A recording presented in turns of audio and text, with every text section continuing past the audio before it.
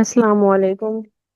आज हमने जो पार्ट्स ऑफ स्पीच मैंने आपको पहले पढ़ाए थे उनके जो है वो प्रैक्टिस सेट्स के से रिलेटेड कुछ हमने एमसीक्यूज करने हैं। तो मैं पहले आपको बता दूं, ये जो पार्ट्स ऑफ स्पीच में से जो मैंने यहाँ पर जितने भी एमसीक्यूज लिखे हैं वो सारे के सारे पास्ट पेपर से ही उठाए हुए हैं। खुद से कुछ भी नहीं लिखा हुआ। तो ये आपने लाजमी तौर पे करने हैं ताकि आपको आइडिया हो कि किस किस तरह के पास्ट पेपर में पार्ट्स ऑफ स्पीच से रिलेटेड एमसीक्यूज पूछे जाते हैं। तो चले हम अपने लेक्चर को स्टार्ट करते हैं। सबसे पहले आप देखें एमसीक्यूज नंबर 1 पे। वो हमें क्या कहता है, वो कहता है find the adverb of manner. आपके पास क्या है, उसने हमें एक सेंटेंस दिया हुआ है। सेंटेंस में वो हमें कह रहा है कि आप हमें यहाँ पे बताओ कि इसमें एडवर्ब ऑफ मैनर जो है वो कौन सा वर्ड है। क्या वो शी है, क्या आंसर है, क्या क्वेश्चन है और क्लियरली। तो इन चारों में से कौन सा ऐसा वर्ड है जो आपके पास एडवर्ब ऑफ मैनर का रोल प्ले कर रहा है।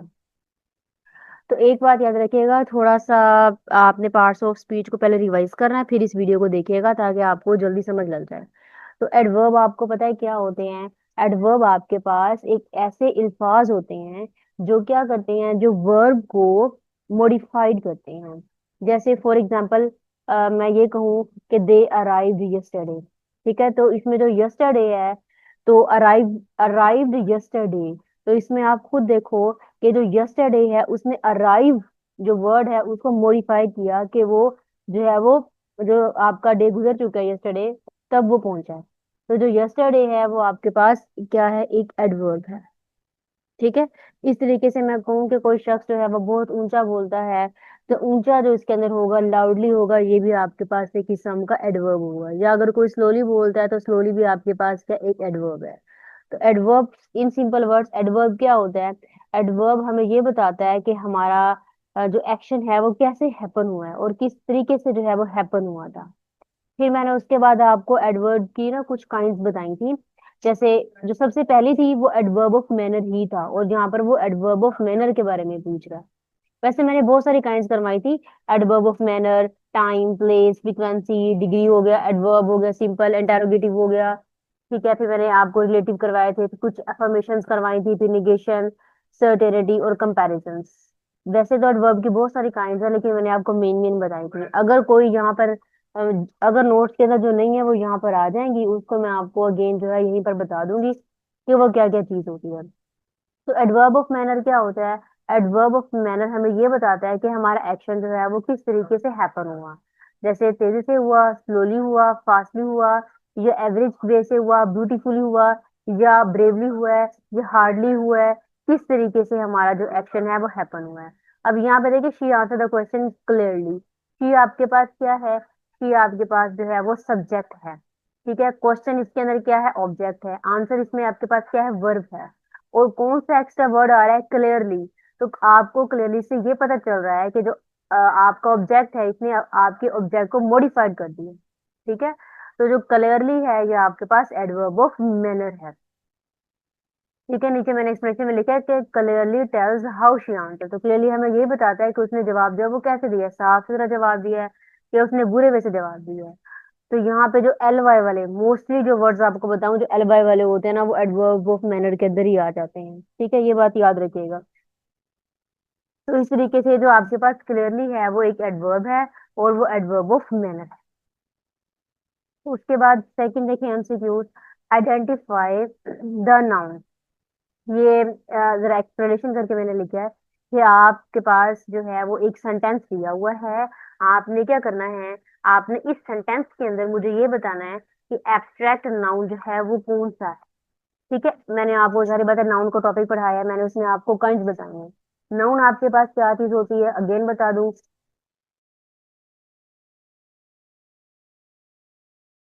नाउन आपके पास जो है वो किसी शख्स, जगह या चीज का नाम होते हैं, या कोई ऐसी चीज होती है जिसमें आपको उस चीज के बारे में एटीट्यूड शो हो रहा होता है, उसकी पोजीशन जो है वो शो हो रही होती है। तो वो सब आपके पास क्या कहलाते हैं, नाउन कहलाते हैं। इसको उर्दू में कहते हैं इसम। ठीक है, तो इसम आपको खुद भी याद होगा, छोटे क्लासेस में आपने पढ़ा होगा कि इसम क्या होता है। हम उर्दू ग्रामर में सबसे पहले इसम की डेफिनेशन पढ़ते थे, ये किसी शख्स जगह या चीज का नाम इसम कहलाता है। तो इसम की मैंने आपको बहुत सारी काइंड्स भी करवाई थी, वैसे तो मैंने फिलहाल आपको 5 काइंड्स करवाई थी, और भी हैं। तो जो एक्स्ट्रा आएंगी वो मैं आपको साथ साथ जो है वो बताती जाऊंगी। तो इसकी काफी सारी काइंड्स थी। एक प्रॉपर नाउन थी, फिर कॉमन था, फिर एब्स्ट्रैक्ट था। एब्स्ट्रैक्ट के बारे में देखिए वो यहाँ पर मुझसे डिस्कस कर रहा है, पूछ रहा है। उसके अलावा कलेक्टिव भी था, मटीरियल भी था। प्रॉपर में मैं हमें आपको क्या बता रही थी, प्रॉपर में हम खास शख्स जगह चीज का नाम लेते हैं, लाइक कराची हो गया, या किसी चीज का नाम हो गया, किरण हो गया, या कोई भी खास प्लेस हो गई। स्पेशल चीज जो है वो आपके पास प्रॉपर कहलाती थी। कॉमन में क्या था, किसी आम शख्स जगह चीज का नाम, जैसे पेन हो गया, चेयर हो गया, रिवर हो गया, ठीक है, टेबल हो गया, सिटी हो गया, बॉय हो गया, गर्ल हो गया, ये सब आपके पास कॉमन नाम थे। अब फिर मैंने उसके बाद आपको एब्स्ट्रैक्ट नाउन करवाया था। एब्स्ट्रैक्ट नाउन मैंने आपको बताया था कि ये हमारे पास एक वाहिद नाउन होता है, जिसे आप देख नहीं सकते, इसको जैसे आप फील कर सकते हैं। जैसे फॉर एग्जाम्पल काइंडनेस हो जाता है, ठीक है, विजडम है आपके पास, ऑनेस्टी है, हैप्पीनेस है, ठीक है, चाइल्डहुड है, ये ऐसी चीजें हैं जिसको आप छू नहीं सकते, बल्कि आप इस चीज को जस्ट अपने माइंड के अंदर इमेजिन करके फील कर सकते हैं। तो ये आपके पास एब्स्ट्रैक्ट नाउन कहलाते हैं। अब इस टेंस में बताएं कि कौन सी ऐसी आपको चीज है जो कि आप उसको टच नहीं कर पा रहे। हिज करेज सरप्राइज एवरीवन। अब देखिए करेज, करेज आपके पास आपको खुद शो हो रहा है कि एक ऐसा नाउन है करेज, जिसको आप जो है वो जस्ट फील कर पा रहे हो कि भाई देखिए करेज का मतलब बहादुर होता है। अब ये ऐसी चीज तो नहीं है ना जिसको आप हाथ लगा सको, आप इसको फील कर सकते हैं ना जस्ट। तो ये जो आपके पास करेज हो गया, अगर करेज की जगह पर कोई भी वर्ड इस्तेमाल होता, जैसे विजडम का होता, या काइंडनेस का होता, या ऑनेस्टी का होता, या हैप्पीनेस का, या सैडनेस का, या चाइल्डहुड का, तो वो सारे ऐसे अल्फाज आपके पास एब्स्ट्रैक्ट नाउन कहलाने थे। बिकॉज आप इसको देख नहीं सकते, आप जैसे इसको फील कर सकते हैं, यानी आप इसको देख नहीं सकते, ये आपके पास से नॉन विजिबल होती है। ठीक है, तो ये आपके पास एब्स्ट्रैक्ट नाउन होते हैं, तो इसमें ऑप्शन सी करेक्ट है, यानी करेज जो है ये आपके पास एब्स्ट्रैक्ट नाउन है। नीचे मैंने थोड़ी सी एक्सप्लेनेशन भी दी है कि courage names a quality. Abstract noun, तो एब्स्ट्रैक्ट नाउन में हमारे पास जो करेज है वो किसी चीज की क्वालिटी के बारे में बता रहा है, ठीक है। एब्स्ट्रैक्ट नाउन जो है वो आपको क्वालिटी, स्टेट, एक्शन के बारे में डिस्कस करके बताता है। आई होप आपको क्लियर हो गया होगा। नेक्स्ट आते हैं थर्ड एमसीक्यूज के ऊपर। अब तीसरे में देखें, तीसरे में वो हमें किस चीज का जिक्र करके बता रहा है, एडजेक्टिव का। तो थोड़ा सा जो है वो फ्लैश बैक करें, और जो है वो एडजेक्टिव के टॉपिक पे जाएं। तो एडजेक्टिव आपके पास क्या चीज थी, एडजेक्टिव का को अगर याद हो थोड़ा बहुत, तो इसे उर्दू में कहते हैं इसम सिफ्त। थोड़ा बहुत किसी को याद हो तो इसम सिफ्त वो चीज थी जिसमें हम किसी चीज की खूबी बयान करते थे, खामी, खूबी, किस चीज की आप जो है वो साइज के बारे में, शेप के बारे में, स्टेट के नंबर्स के बारे में, क्वालिटी, क्वांटिटी, इन सब चीजों को हम जो है वो एडजेक्टिव के अंदर जो है वो डिस्कस करते हैं। वैसे मैं पहले पढ़ा चुकी हूँ, बट क्योंकि ये अगेन एक जो है वो प्रैक्टिस सेट का लेक्चर है, तो इसमें मैं आपको अगेन बता रही थी ये क्या चीज होती है, अगेन हम इसको रिवाइज कर रहे हैं।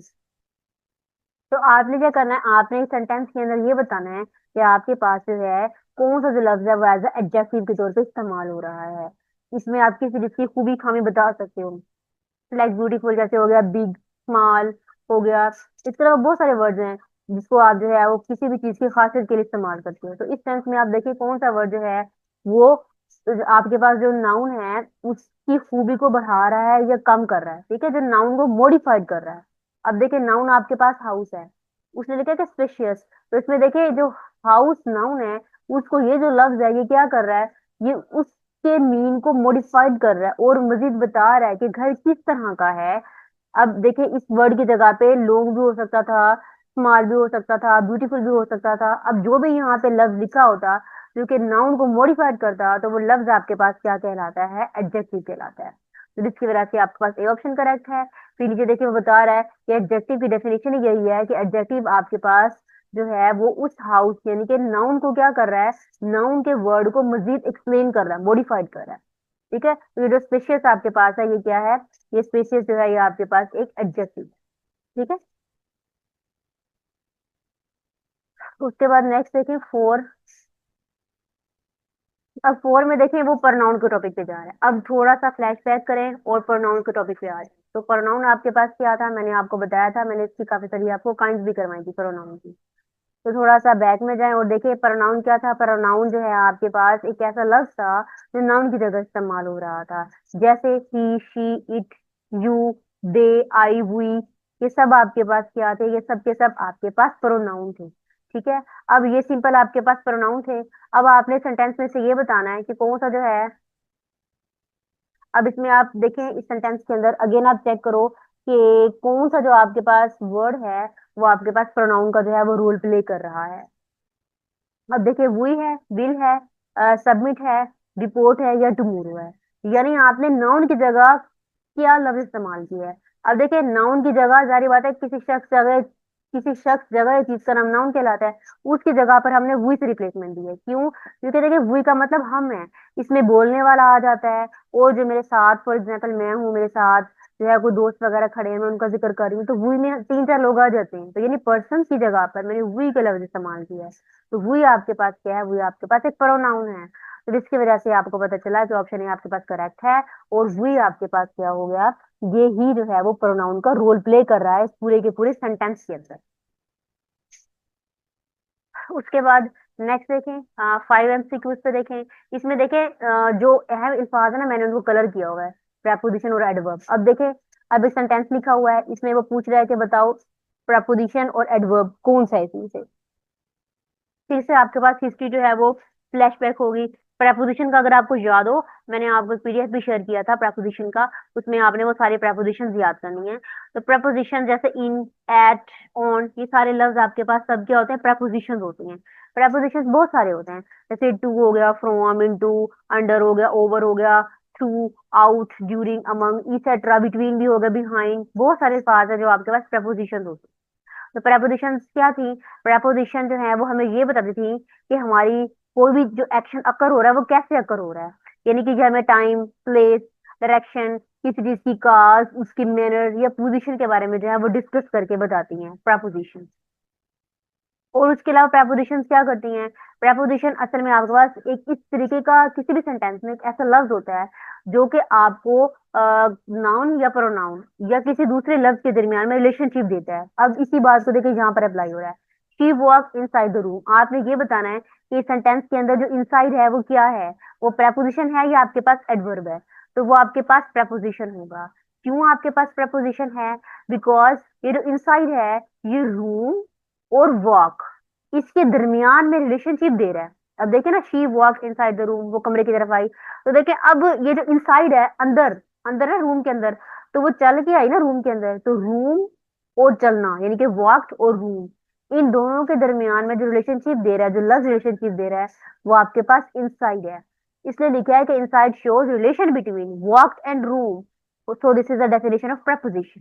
तो जिसकी वजह से ये जो इनसाइड है यहाँ पे, वो आपके पास प्रपोजिशन का जो है वो रोल प्ले कर रहा है। यहाँ पे दो चीजों के दरमियान में ये लिंक क्रिएट कर रहा है, जिसकी वजह से ये आपके पास क्या हो गया, ये आपके पास एक प्रपोजिशन कहलाएगा।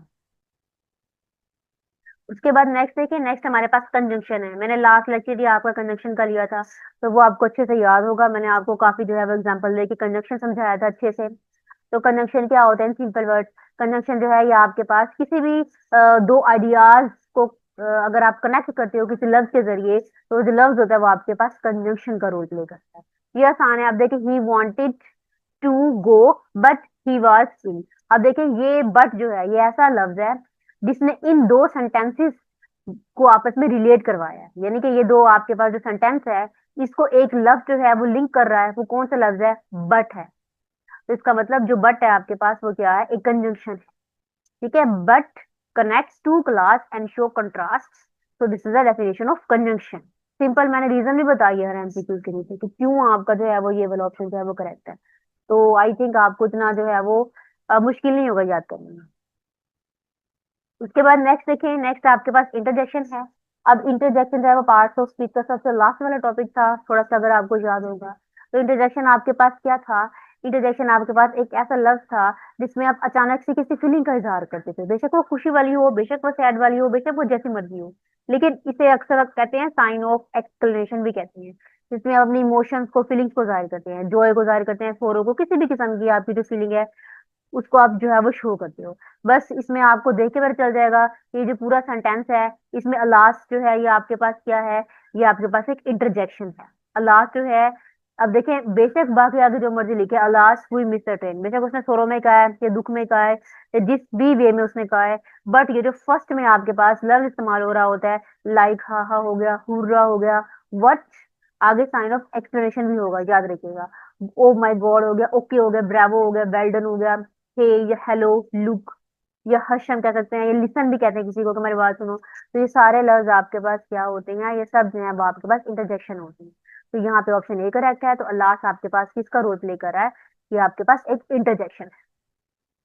ठीक है, नीचे मैंने लिखा भी है कि लास्ट एक्सप्रेस सडन इमोशंस, अचानक से आपके जो इमोशंस जाहिर हो जाते हैं, वो आपके पास इंटरजेक्शन कहलाते हैं। अब नेक्स्ट देखें। नेक्स्ट आपके पास क्या है, नेक्स्ट आपके पास जो है वो वर्ब है। वर्ब क्या होता है? तो वर्ब, वैसे मैंने आपको अच्छे से बताया है वर्ब के बारे में कि वर्ब जो है वो काफी इसकी काइंड मैंने आपको बताई है वर्ब की। ट्रांजिटिव हो गया, सिंपल हेल्पिंग, एक सिंपल वर्ब्स होते हैं। ठीक है, उसके बाद हेल्पिंग वर्ब्स होते हैं, फिर वर्ब्स की भी काफी सारी काइंड आ जाती हैं, ट्रांजिटिव वर्ब, इंट्रांजिटिव। फिर कुछ एक्शन वर्ब होते हैं, कुछ स्टैटिक होते हैं, कुछ फाइनाइट, कुछ इनफाइनाइट, कुछ रेगुलर होते हैं, कुछ इरेगुलर होते हैं। इसमें वो आपसे सिंपल पूछ रहा है कि वर्ब आपके पास जो है वो क्या है यहाँ पर। तो देखिए, अब इस पूरे सेंटेंस के अंदर वर्ब वाले में, children play in the park. तो इसमें देखिए सबसे पहला आपके पास चिल्ड्रन क्या है, ये आपके पास जो है वो एक सब्जेक्ट है, पार्क आपके पास एक ऑब्जेक्ट है, और जाहिर बात है प्ले जो है ये आपके पास क्या है, एक वर्ब है। क्यों? क्योंकि आपके पास जो वर्ब है वो एक ऐसा लफ्ज होता है जो किसी एक्शन को शो कर रहा होता है। जैसे पार्क में उसने खेला, खेलना, नहाना, रोना, धोना, या कोई भी ऐसा काम।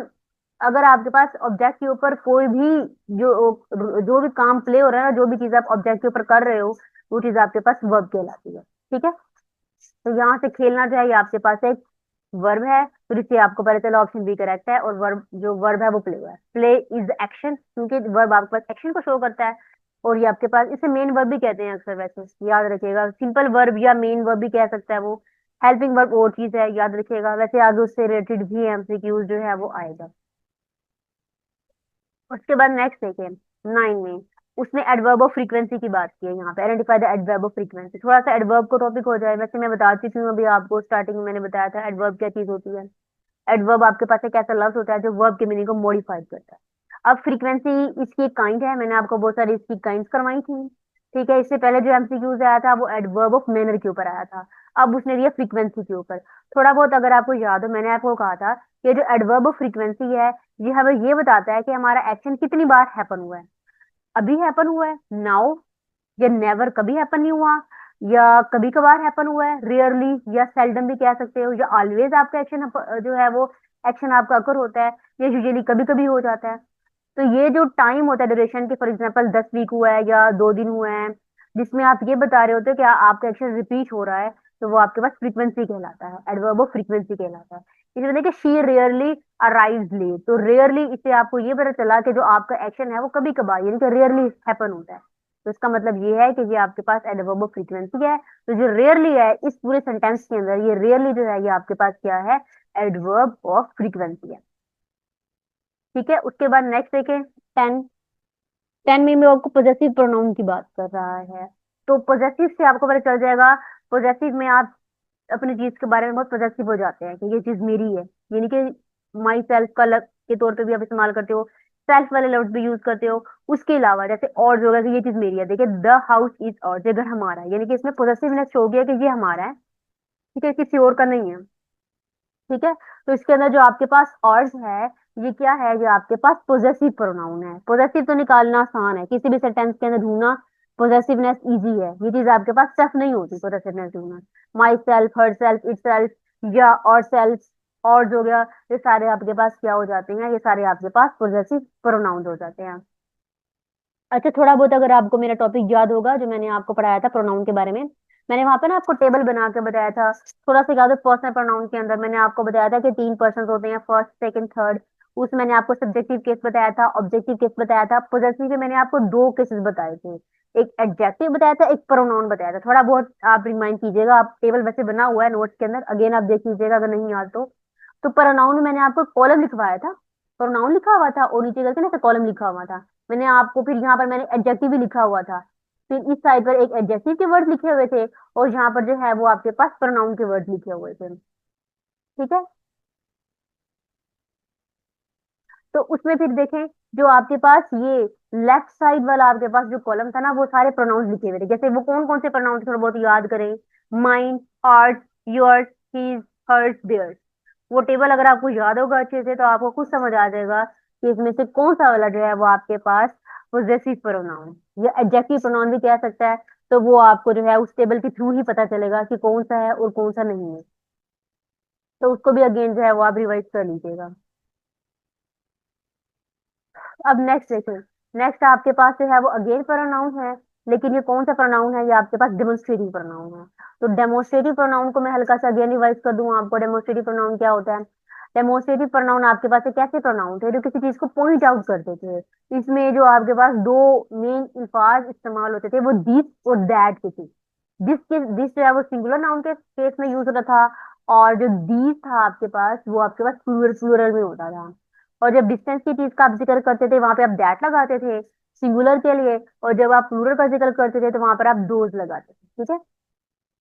तो अब ये चीज देखिए यहाँ पे, इसमें वो कह रहा है कि इसमें ये बताओ डेमोन्स्ट्रेटिव प्रोनाउन क्या है।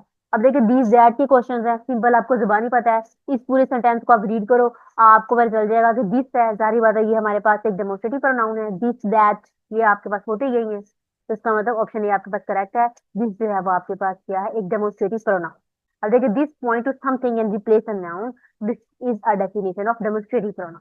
सिंपल सी बात है, आपको इतना रीड करने की जरूरत भी नहीं है, ये एमसीक्यूज आप एक सेकंड के अंदर टिक लगा सकते हो। लेकिन शर्त ये है कि आपको डेफिनेशन याद होनी चाहिए, आप उसको बार बार रिवाइज करते रहे। मिक्सअप आपने नहीं करनी डेफिनेशन, जो चीज आपको भूलेगी वो यही डेफिनेशन और नाम, और ये डेफिनेशन आपको मिक्सअप हो जाएंगे आगे जाके।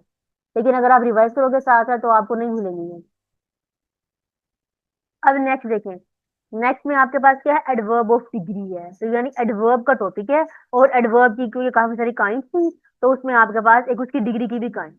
एडवर्ब वैसे मैं आपको बता चुकी हूँ, जो वर्ब को मॉडिफाइड करता है वो आपके पास क्या कहलाता है, एडवर्ब कहलाता है। अगर थोड़ा बहुत आपको याद हो, इसकी एक टाइप थी adverb of degree. Adverb of degree आपके पास ये बताती थी कि वो चीज कितनी लेवल पर हैपन हुई है। जैसे for example she is very smart, तो वेरी यानी कि वो बहुत स्मार्ट है, तो वेरी ने स्मार्ट को और ज्यादा मजीद जो है इसके लेवल को इंक्रीज कर दिया है कि वो बहुत स्मार्ट है। ये वो कह सकता था कि वो कम स्मार्ट है, तो यानी आप इसमें किसी चीज के लेवल के बारे में बताते हो कि वो ज्यादा है, कम है, नॉर्मल है, एवरेज है, या थोड़ी बहुत है, या वो बिल्कुल भी नहीं है। ठीक है, तो एडवर्ब ऑफ डिग्री आपको उस चीज के लेवल के बारे में डिस्कस करके बताता है। अब इस सेंस में देखिए शी इज एक्सट्रीमली टैलेंटेड। आप देखें, याद रखिएगा ये जो अक्सर है एडवर्ब वाले होते हैं ना उसके एंड में एल वाई आता है, मोस्टली फास्ट के अंदर एल वाई ही आता है। तो एक्सट्रीमली से अगर आपको अगर ना भी याद होता ना तो आपको थोड़ी बहुत ये बात याद होनी चाहिए थी कि एडवर्ब जो है इसमें एल वाई आता है, तो भाई हाँ ये एल वाई वाला मेरा ऑप्शन करेक्ट हो सकता है। फॉर एग्जाम्पल वहां जाके भूल जाए तो तब आप ऐसे जो है वो अंदाजा लगाकर बता सकते हैं। हिंट से आपने हर चीज को याद रखना है।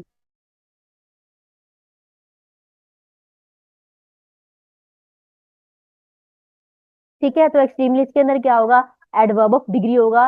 वो हमें ये बता रहा है कि वो शख्स जो है या वो जो लड़की है वो बहुत ज्यादा टैलेंटेड है, उसके लेवल के बारे में डिस्कस कर। उसके बाद 13 में देखें।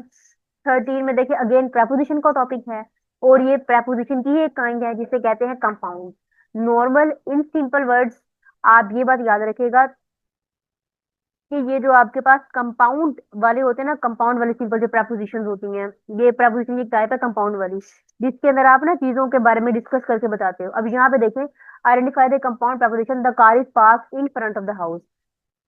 अब इन फ्रंट ऑफ, इसके ना कुछ खास अल्फाज होते हैं वैसे कंपाउंड प्रेपोजिशन के।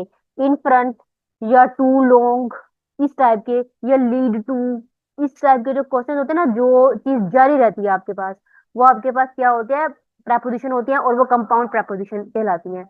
अब देखें, इस टेंस में वो दो चीजों का जिक्र कर रहा है, एक तो कार जो है वो पार्क की है, और दूसरी कहाँ पर पार्क की है, हाउस के आगे। ठीक है, इन फ्रंट, तो यानी कार पार्क भी हुई है और फ्रंट पे हुई है। ठीक है, और मतलब घर के आगे हुई है ना, फ्रंट पे बिल्कुल सामने हुई है।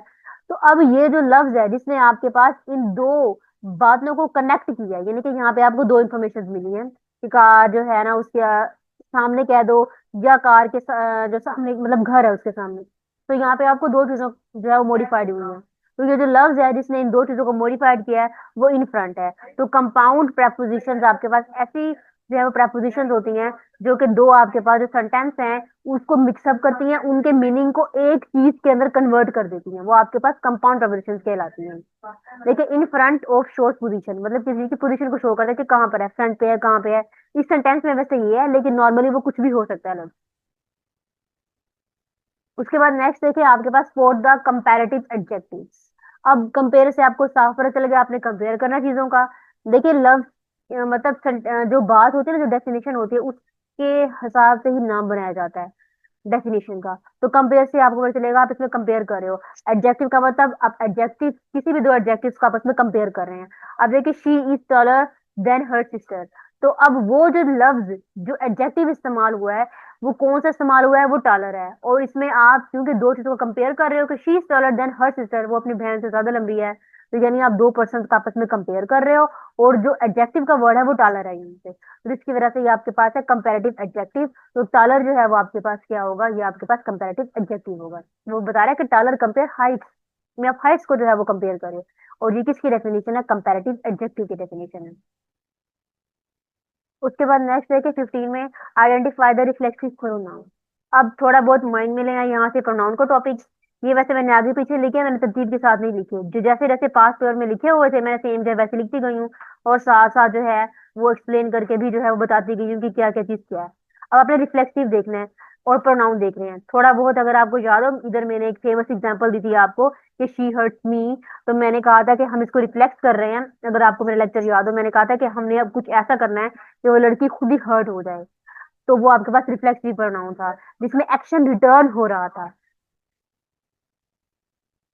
तो अब यहाँ पे देखिए रिफ्लेक्सिव प्रोनाउन है she, sorry he fix the car himself.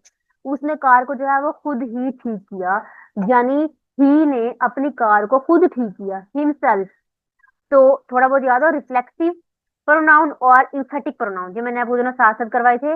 और मैंने बताया था कि इसके अंदर जो लफ्ज इस्तेमाल होते हैं वो सेल्फ वाले होते हैं, like myself, ourself, yourself, himself, herself, itself, them self.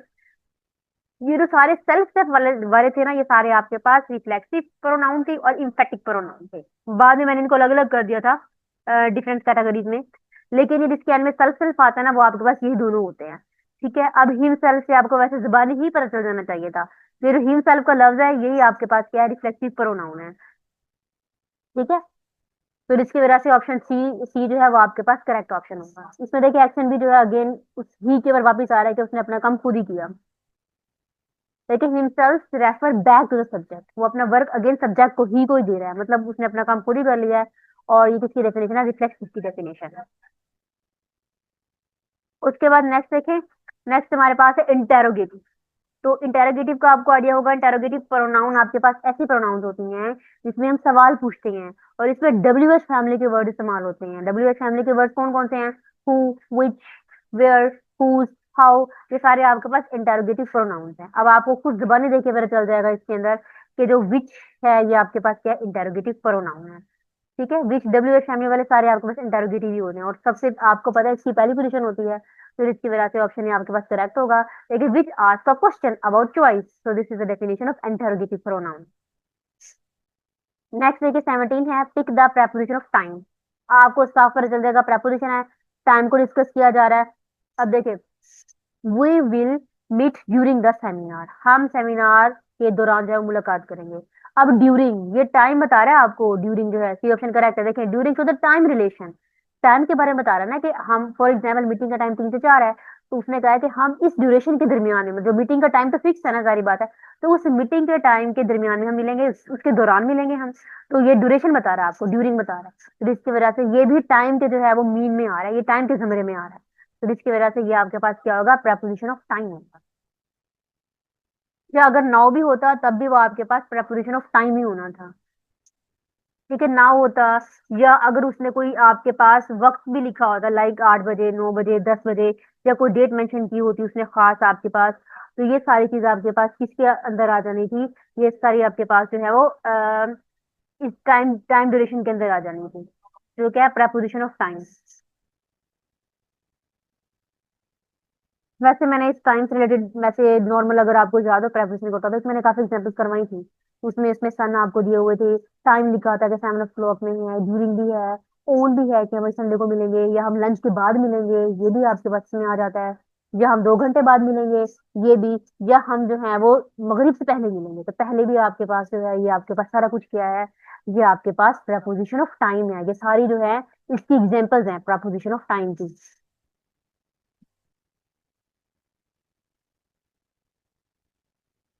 अब नेक्स्ट देखिए यहाँ, नेक्स्ट में देखिए आइडेंटिफाई द पोजेसिव एडजेक्टिव। अब थोड़ा सा देखिए एडजेक्टिव का टॉपिक, अगेन आपके पास एडजेक्टिव आ गया है। अब एडजेक्टिव में वो आपसे क्या पूछ रहे हैं, आपने पॉजिटिव चीज बताना है। देखिए सिंपल, अगर आपको ये भी नहीं याद, फॉर एग्जांपल वहां जाके आपको मिक्सअप हो गई चीजें, या टाइम नहीं है, या आपको टेंशन के मारे ही मिक्सअप हो गया सारा कुछ, तो पॉजिटिवनेस से आपको आइडिया हो जाएगा कि भाई इसमें बड़ी पॉजिटिवनेस शो की जा रही है। देखिए माई सेल्फ, सेल्फ कुछ नहीं लिखा, तो इसका मतलब दिस इज माई नोटबुक। माई जो है इसके अंदर ये पॉजिटिव बता रहा है कि भाई ये बुक मेरी है। तो मेरी जो माई है इसके अंदर वो पॉजिटिव शो कर रहा है, तो ये जो माई है ये मेरे पास जो है वो पॉजिटिव एडजेक्टिव है। ठीक है, आपको मोस्टली वैसे अक्सर यही होता है, अल्फाज से भी जो है ना आप सेंटेंस के अंदर से देखकर बता सकते हो कि कौन सी जो है वो क्या चीज है, तो इससे भी आप इजीली बता सकते हो। अच्छा, ये जो आपके पास पॉजिटिव एडजेक्टिव है ना, इसे डिटर्मिनर भी कहते हैं। ये अक्सर बुक्स में नाम लिखा हुआ है, इस वजह से मैंने यहाँ पे साइड पे लिख दिया। तो ये वैसे मोस्टली यही लफ्ज इस्तेमाल किया जाता है, पॉजिटिव एडजेक्टिव का वर्ड कम यूज होता है।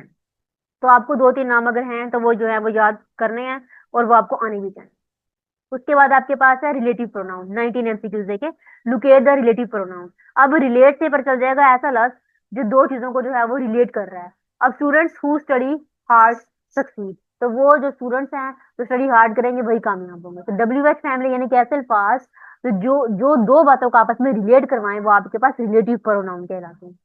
तो इसकी वजह से हु जो है वो आपके पास क्या होगा, रिलेटिव प्रोनाउन होगा। देखिए who introduce relative clause referring to students, and this is the definition of relative pronoun. अब नेक्स्ट देखें, आपके पास है 20 में एमसीक्यूज क्या है, एडवर्ब ऑफ प्लेस। प्लेस से पता चल जाएगा जगह की बात की जा रही है। फॉर एग्जाम्पल बुक कहाँ पर पड़ी हुई है, टेबल के ऊपर है, नीचे है, साइड पर है, या ऊपर है, नीचे, दाएं बाएं, कहाँ पर है, किस जगह पर है, या टेबल के ऊपर है, किधर है। तो प्लेस आपको किसी चीज की लोकेशन के बारे में बताता है। अब देखिए दे हाइड बिलो द ब्रिज, ठीक है, वो ब्रिज के नीचे छुप गए। अब ब्रिज के नीचे, अब ये जो बिलो है ये क्या कर रहा है, प्लेस के बारे में बता रहा है कि वो ब्रिज के नीचे है, नीचे है। अगर फॉर एग्जाम्पल उससे ऊपर लिखा होता है तो ऊपर भी यहाँ पे जो है वो एडवर्ब ऑफ प्लेस होता है। फिलहाल उसने नीचे की बात की है, बिलो की बात की है, तो जो बिलो है वो आपके पास क्या है, किसी जो है वो प्लेस के बारे में डिस्कस कर रहा है कि वो किस जगह पर है। तो ये जो आपके पास बिलो है ये एडवर्ब ऑफ प्लेस है। देखिए बिलो जो है शो वेयर, कि कहाँ पर है वो चीज, and this is the definition of adverb of place. तो ये क्या करता है, आपके पास किसी चीज की लोकेशन को शो करता है कि वो कहाँ पर मौजूद है। उसके बाद कंजंक्शन है। तो कंजंक्शन में मैंने आपको अगर याद हो दो ही काइंड इसके बारे में बताई थी। फिर दो मैंने जो कंजंक्शन था उसको दो हिस्से में तकसीम किया था। उसके बाद उसकी अलग अलग काइंड बताई थी। तो कंजंक्शन की दो थी, एक थी कोऑर्डिनेटिंग कंजंक्शन, दूसरा आपके पास है सबऑर्डिनेटिंग कंजंक्शन। तो कोऑर्डिनेटिंग कंजंक्शन में अगर आपको याद है मैंने शॉर्ट ट्रिक याद करवाई थी फैन वॉइस वाली। क्योंकि आपने इसे बताना है कि कौन सा आपके पास जो है वो कोऑर्डिनेटिंग कंजंक्शन है, यानी वो कौन सा लफ्ज है जो दो बातों को आपस में जोड़ रहा है। अब देखिए he cooks and clean the house, वो खाना भी बनाती है और सफाई भी करती है। तो एंड वो लफ्ज है जिसने इसको इसके साथ क्या कनेक्ट किया है, जिसने दो सेंटेंसेस को आपस में जोड़ दिया है। एंड आपके पास कंजंक्शन है और ये कोऑर्डिनेटिंग कंजंक्शन है। ठीक है, तो थोड़ा बहुत अगर आपको याद हो कंजंक्शन में मैंने आपको फैन वर्ड्स की ट्रिक बताई थी। तो जो कोऑर्डिनेटिंग है उसमें फैन वर्ड्स याद रखना था। तो एफ से आपके पास फोर बनता था, ए से एंड बनता था। तो एंड आपके पास क्या है, कोऑर्डिनेटिंग कंजंक्शन ही है। उसके बाद नेक्स्ट देखें, आइडेंटिफाई द सुपरलेटिव एडजेक्टिव। अच्छा सुपरलेटिव देखें, इसमें आपने देखा हो तो किसी की ना खाली खूबी बयान कर रहे हो कि भाई वो कितना अच्छा है, कितना सुपर है वो शख्स। अब देखिए she is the smartest student in the class. तो इसमें स्मार्टेस्ट है, इसमें आप उस बंदे की तारीफ करें कि भाई वो बंदा बड़ा सुपर सुपर है, बहुत अच्छा बंदा है वो, यानी आप उसकी तारीफ करें। तो जो स्मार्टेस्ट है वो आपके पास सुपरलेटिव एडजेक्टिव है। वैसे ये मैंने नहीं करवाया, उसके अंदर मैंने कांड में नहीं लिखा हुआ था अपने नोटिस के अंदर, बट यहाँ पर मैं आपको बता रही हूँ। तो ये सिंपल सी बात है, इसमें कोई चीज जो है वो टफ नहीं है। बस आप खूब भी बयान करे हो कि वो स्मार्ट है, तो वो आपके पास सुपरलेटिव एडजेक्टिव है। उसके बाद नेक्स्ट है रिकॉग्नाइज एंड ऑक्सिलरी वर्ब। अच्छा इसको हेल्पिंग वर्ब भी कहते हैं, ठीक है, जिसको आप सिंपल जो है वो एच स्लैश वी करके लिखते हो हेल्पिंग वर्ब, या इसको ऑक्सिलरी वर्ब भी कहते हैं, या इसको सिंपल वर्ब भी कहते हैं मोस्टली, या मेन वर्ब भी कहते हैं इससे। तो मतलब बात याद रखिएगा कि मीनिंग में वो जो आपसे पूछ रहा है वो किस चीज के बारे में पूछ रहा है। अब आपको सिंपल पता है कि वर्ब आपके पास क्या होती है, is, am, are, do, does, ये सारे आपके पास क्या होते हैं, वर्ब होती है। अब देखिए they have completed the task, simple आपको पता है हैज है भी आपके पास हेल्पिंग वर्ब होती है, ये तो आसान सी बात है। तो इसमें आपके पास ऑप्शन ए करेक्ट है, और हैज है ये आपके पास क्या है, एक हेल्पिंग वर्ब है। देखिए has help from perfect tense, so this is the auxiliary verb, या आप इसे हेल्पिंग वर्ब भी कह सकते हैं। ये तो आसान सी बात है, ये तो मुश्किल नहीं था, सिंपल, ये तो सिंपल सी बात थी। उसके बाद आइडेंटिफाई द नेगेटिव पार्टिकल्स या एडवर्ब। अब नेगेटिव सेंटेंस वो होता है जिसमें आपके पास नॉट का इस्तेमाल किया जाता है, जैसे डिड नॉट, डू नॉट, ये आपके पास नेगेटिव टेंस कहलाते हैं। क्योंकि इस प्रैक्टिस सेट के बाद मैंने आपको टेंसेस स्टार्ट करवाने हैं, वहाँ पे नेगेटिव टेंस आएंगे, इंटरोगेटिव आएंगे, काफी सारे टेंसेस आएंगे, तो उनको भी हम डिस्कस करेंगे। वहां पर मैं आपको नेगेटिव टेंसेस की काफी एग्जांपल्स करवाऊंगी। तो आपको पता होना चाहिए कि नॉट जो है ये आपके पास एक नेगेटिव मीनिंग में आता है, तो इसकी वजह से नॉट आपके पास है एक नेगेटिव एडवर्ब। उसके बाद 25 में देखें, आइडेंटिफाई द डेमोन्स्ट्रेटिव एडजेक्टिव। फिर से डेमोन्स्ट्रेटिव का आ गया, तो डेमोन्स्ट्रेटिव में आप क्या कर रहे थे, दिस दैट वाले जो आपके पास चीजें थी वो आपके पास डेमोन्स्ट्रेटिव एडजेक्टिव थी। अब आपको याद हो जानी चाहिए चीजें, मैंने इतनी आपको प्रैक्टिस करवा दी है, अब आप जुबानी बता सकते विद इन सेकंड कि कौन सी चीजें आपके पास क्या है। डेमोन्स्ट्रेटिव का तो आपके पास जुबानी याद होगा कि दिस दैट, इसमें आप किसी चीज को पॉइंट आउट करते हो, तो दिस दैट दोस, ये सब आपके पास क्या है, डेमोन्स्ट्रेटिव एडजेक्टिव है। तो यहाँ पे जुबानी देखिए आपको पता चल गया कि दोज है, ये आपके पास क्या है, डेमोन्स्ट्रेटिव एडजेक्टिव है। उसके बाद फिर कंजक्शन है, और 26 पे देखिए कंजक्शन है, और ये कौन सी है, ये आपके पास है सब ऑर्डिनेटिंग कंजंक्शन। तो सब ऑर्डिनेटिंग कंजंक्शन कौन सी थी, जो फैन वॉइस के अलावा थी।